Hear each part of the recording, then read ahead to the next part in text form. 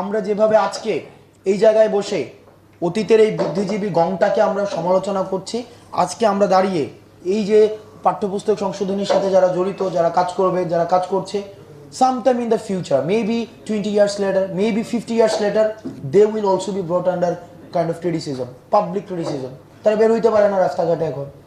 বুদ্ধিজীবিতার তো এই দৈন্যদশা হওয়ার কথা ছিল না, কিন্তু আজকে দৈন্যদশা। সুতরাং এটা এটা যারা হিস্ট্রি মেক করতে পারে, আপনি তাদেরকে হিস্ট্রি রিডারের জায়গায় নিয়ে এসে তাদেরকে হিউমিলিয়েট করার এই একটা অপচেষ্টা বিভিন্ন জায়গায় করা হচ্ছে। সেই জিনিসটা আমি মনে করি ওই ধারণার থেকে একটু বের হয়ে আসতে হবে। দ্বিতীয় যে বিষয়টা সেটা হচ্ছে যে আমাদের মাথায় রাখতে হবে যে আমরা আবার যেন একটা সেন্ট্রিস্ট একটা হিস্ট্রি না হয়ে যায়, হিস্ট্রিটা যেন সেন্ট্রিস্ট না হয়। হিস্ট্রিতে একটা যেন একটা ইনক্লুসিভ হিস্ট্রি যেন হয়। ইনক্লুসিভ, আমি কিন্তু এই ইনক্লুসিভ শব্দটা এখানে এটার অনেকগুলো কননোটেশন আছে। এই ইনক্লুসিভিটি আমি এ অর্থে ব্যবহার করছি যে এখানে পার্টিসিপেশনস of all sex of people, এইখানের ইনক্লুসিভিটি আমি এই অর্থে ব্যবহার করছি। ইনক্লুসিভিটির কননোটেশন অনেকগুলো রয়েছে এবং এটা নিয়ে বিভিন্ন সময় বিতর্ক হয়েছে।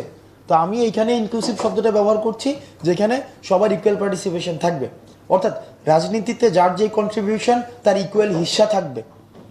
এটা আমি এটা বলতে চাই না যে 24 সেন্ট্রিকই হিস্ট্রিটা হইতে হবে, নট নেসেসারিলি যে 24কে কেন্দ্র করে সব কিছু ঘুরবে আবর্তন হবে না। আমাদের হিস্ট্রি তো অনেক আগে থেকে শুরু হয়েছে। প্রত্যেকটা জিনিসকে তার প্রপার কন্ট্রিবিউশনটাকে অ্যাকনোলেজ করে সেটাকে আমাদেরকে মনে রাখতে হবে যে নদীরকে বাঁধ দিয়ে কখনো রোখা যায় না। নদীটা যদি হচ্ছে কি খরস্রোতা হয়ে থাকে, আপনি যখনই রুখতে যাবেন সে তার রাস্তা করে নেবে। যেমন আওয়ামী লীগের আমরা জনগণ হচ্ছে বিকল্প খুঁজে নিয়েছি। সুতরাং হিস্ট্রি একটা এর নিজের একটা হচ্ছে স্বকীয়তা রয়েছে, সে নিজের রাস্তা খুঁজে নেয়। হিস্ট্রি যখন কোনো ধরনের সে হিরো খুঁজে না পায়, সে নিজে হিরো ক্রিয়েট করে নেয়।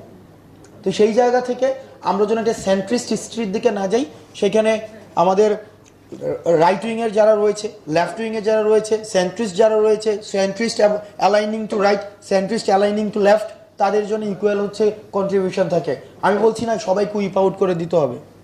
এই উইপ আউট করে দেওয়া কিন্তু আবার একটা ফেসিস্ট একটা হচ্ছে একটা কাইন্ড অফ মেন্টালিটি। নো, কন্ট্রিবিউশনটাকে অ্যাকনোলেজ করে সবাইকে ইকুয়াল হিস্সাটাকে বুঝিয়ে দিতে হবে।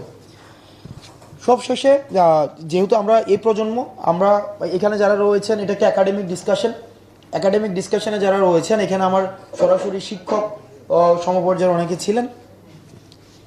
একটা বিষয় আমাদেরকে মাথায় রাখতে হবে, এটা আপনারা ফিল করতে পারছেন কিনা আমি জানি না, এই 24-এর দায়ভার এই বুদ্ধিজীবী মহল নেয় নাই, আমরা তাদেরকে দিব। এই আজকের এই পর্যায়ে পৌঁছানোর 2000 যেই শহীদ হয়েছে এই বিষয়টাকে আটকানো যেত, যদি পূর্বাঞ্চলের ফ্ল্যাটের লুপ ত্যাগ করা যেত, যদি আমরা দেখতাম বুদ্ধিজীবীরা যখন প্রশ্ন করতেন, প্রত্যেকটা প্রশ্নের একটা বিনিময় মূল্য থাকতো।